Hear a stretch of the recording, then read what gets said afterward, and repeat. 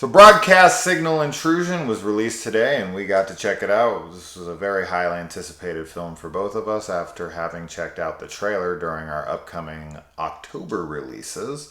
And we got to sit down and watch it tonight. And what'd you think? I loved it. We both loved it. Wonderful. And I definitely think this is going to make my tops of the year. I would love for 10, 20 movies to come out that I love even more. I'm not saying this is number one. That's still The Night House. But I really enjoyed the hell out of this. This film has a great creep factor to it. It's so eerie.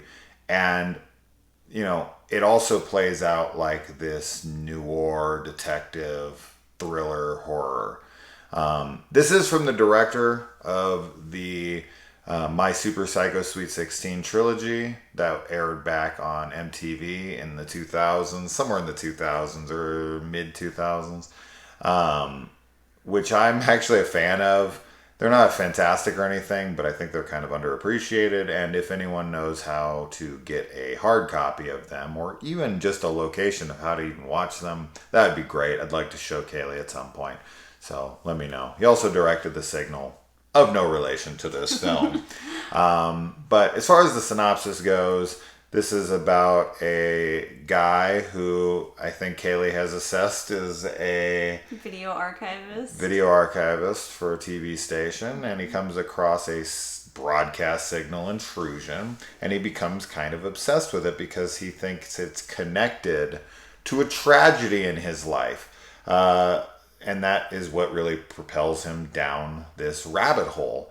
And, along the way, he meets some characters and is exposed to more of this footage, and it just gets creepier and creepier. And yes. I mean, the footage in this is so creepy. Like the footage that he's watching within the film is something of nightmares. Yes, absolutely. Yeah. It's terrifying. I definitely am going to be thinking about some of those shots for a while. Yeah. And I love when movies do that to me. I like to have things like stuck in my head months after seeing a movie, especially a horror movie. Something I implore you guys to do is, if you do trust my opinion and you didn't happen to watch my upcoming horror releases of October video where I played the trailer on here, just watch this blind. Seeing the footage within the film while he sees it will add a layer of creepiness to it. If you know what's coming beforehand, I think it kind of takes away from it. Yeah. So experiencing it with him would be ideal. So definitely, if you haven't already, don't watch the trailer. Just throw it on. I know it's $6.99 right now, but I do think it's worth the price, and I do like to support indie horror like this. I think that this film deserves your attention and deserves the money. Absolutely. Now, there are a couple things here that I would like to say. And one of those things is that there is a character that comes into this movie, a female, and I'm not 100% sure on what her role in the story or the film is, but we both kind of have our ideas of maybe what it is, because this film is left open for interpretation, but it is not a film that is like leaving everything open in that way. I think there are some closed loops and knots, and you don't have so many threads, but you have enough to play around with in the end and have a good conversation. Mm-hmm. Yeah, that's definitely what makes it enjoyable, is having that...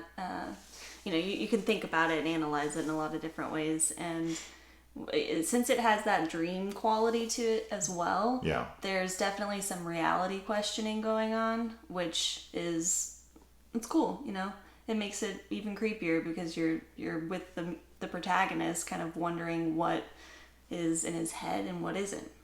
Yeah, it definitely has a dreamlike quality to it, like she said. And as I said in the beginning of this, it plays out like a detective noir thriller. Now, this guy isn't a detective, but he is, detecting nonetheless.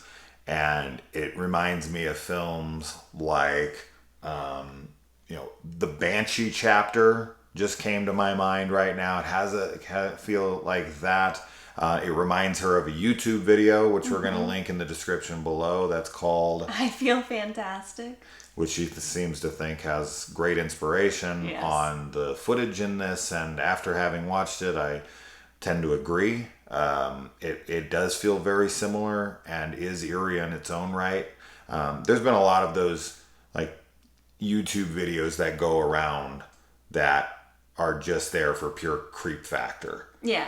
And I think what something that we both really enjoy about the footage in this is this, like I think Kaylee said earlier, this feels like something you would organically find on YouTube and be like showing people and being, what the fuck what is Who this? made Why this? Why am I never gonna sleep again in my life? Yeah.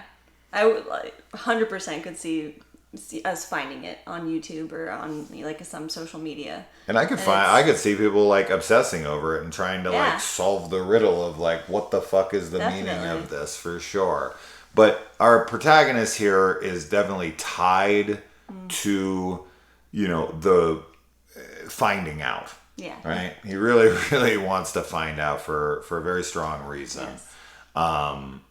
And I did like the conclusion. I thought that even though there is kind of a tacked on thing, and I don't say tacked on in a negative way, I just mean that it feels kind of resolved. And I'm like, okay, I get it. And then there's like an extra moment, and then it kind of leaves us going, what does that mean? And she's got her interpretation of that. I kind of got my interpretation of it.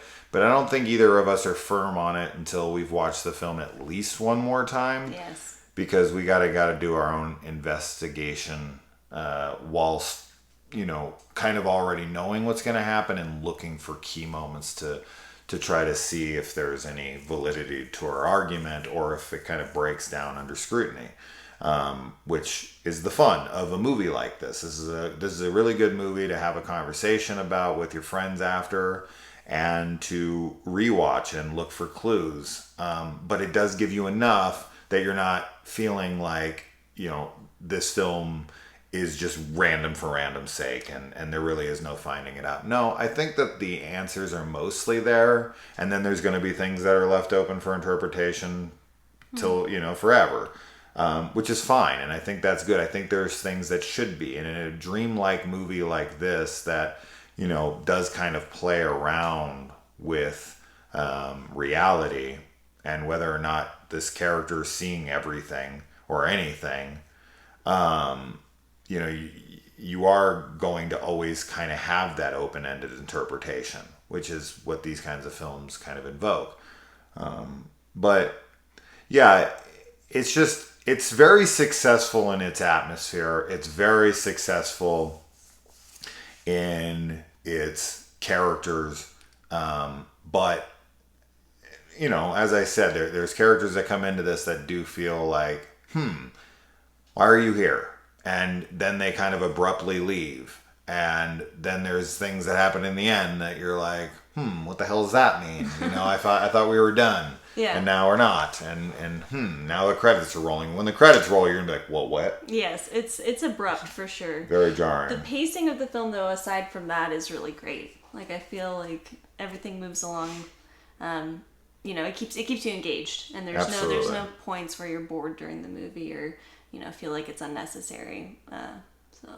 Yeah, I have a friend of mine who had saw this a while ago, and he told me that he was a huge fan of the first half, and then he felt like it just fizzled from there and it didn't go anywhere. And, that's just somewhere we'll have to very much disagree. I felt like it was a really nice build to a good climax that answered a good majority of my questions and was kind of tragic. Yes.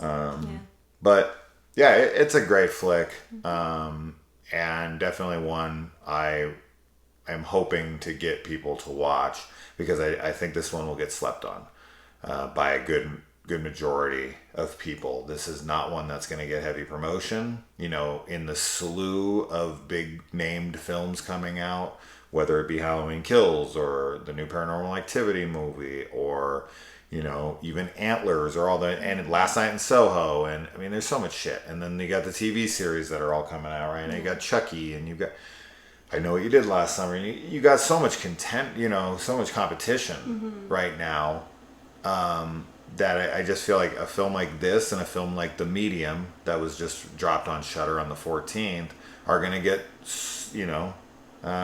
overlooked, and that's a shame because this is great.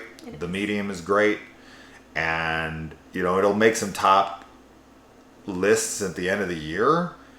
And the people who care to seek those kinds of lists out and go, oh, what did I miss? And then they'll see something like this, and they'll see something like that. Also, I was mentioning that the film kind of reminded me of Possessor, mostly because of the facial imagery that happens in the broadcast signal intrusions. But that's one I need to show her. She hasn't seen it yet, but this is definitely worth your time. Yes, and absolutely. Try to go into it blind if you can. I really didn't give you away. I didn't really give away much as far as the plot synopsis goes. Pretty vague for the most part. And definitely watch it and let us know when you do. Anything more? No, I think that's it. Watch it. Definitely watch it. Watch it. All right, guys. Bye. Bye.